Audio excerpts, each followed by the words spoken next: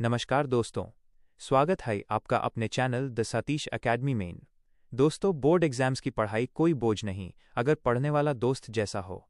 यहाँ आपको मिलेंगे क्लास 10 से 12 तक के सारे टॉपिक्स एकदम सरल भाषा में। वीडियो पसंद आए तो लाइक ज़रूर करना और चैनल को सब्सक्राइब करना मत भूलना। तो चलिए आज का नया चैप्टर शुरू करते हैं।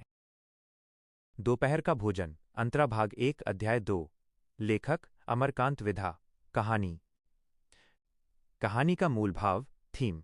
ये कहानी एक निम्न मध्यम वर्गीय परिवार की गरीबी, बेरोजगारी और भुखमरी का बहुत ही मार्मिक, दर्दनाक चित्रण करती है।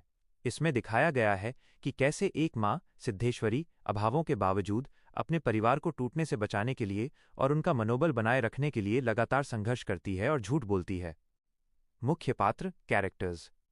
सिद्धेश्वरी, कहानी की मुख्य पात्रा माँ जो परिवार को जोड़े रखने की कोशिश करती है। मुंशी चंद्रिका प्रसाद, पिता, छंटनी के कारण हाल ही में इनकी नौकरी छूट गई है। रामचंद्र, बड़ा बेटा, उम्र 21 साल, एक स्थानीय दैनिक समाचार पत्र में प्रूफरीडिंग का काम सीख रहा है।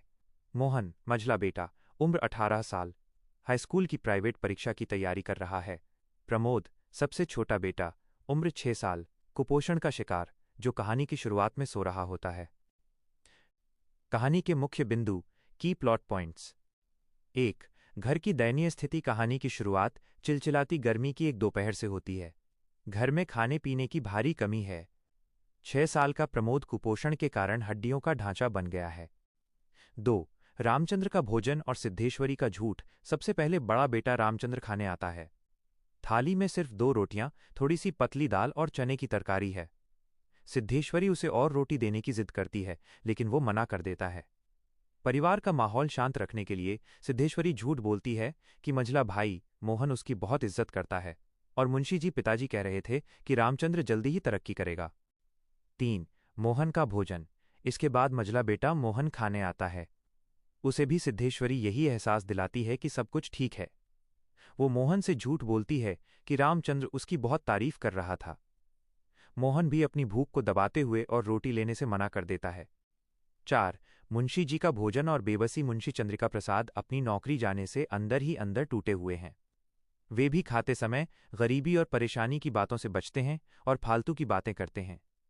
सिद्धेश्वरी उनसे भी झूठ बोलती है कि लड़के उनकी बहुत इज्जत करते हैं।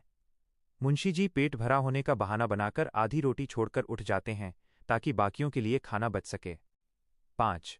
कहानी का हृदयस्पर्शी अंत, क्लाइमैक्स। सबके खा लेने के बाद सिद्धेश्वरी जब खाने बैठती है तो पतीली में सिर्फ दाल का पानी और थोड़ी सी चने की तरकारी बची होती है। रोटी के नाम पर सिर्फ एक रोटी होती है, जिसमें से आधी वो अपने सोते हुए बीमार छोटे बेटे प्रमोद के लिए रख देती है।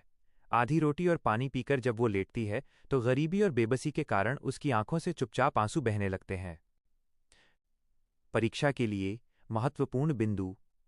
सिद्धेश्वरी का झूठ बोलना। वो झूठ किसी स्वार्थ के लिए नहीं, बल्कि परिवार के सदस्यों को एक दूसरे के करीब लाने और उनकी हिम्मत बंधाए रखने के लिए बोलती है। उसका झूठ 100 सत्यों से भी बड़ा है। भोजन के समय की खामोशी। परिवार का कोई भी सदस्य खुलकर अपनी परेशानी या भूख के बारे में बात नहीं करता, जो उनकी बेबसी और एक दूसरे के प्रति फिक्र को दर्शाता है।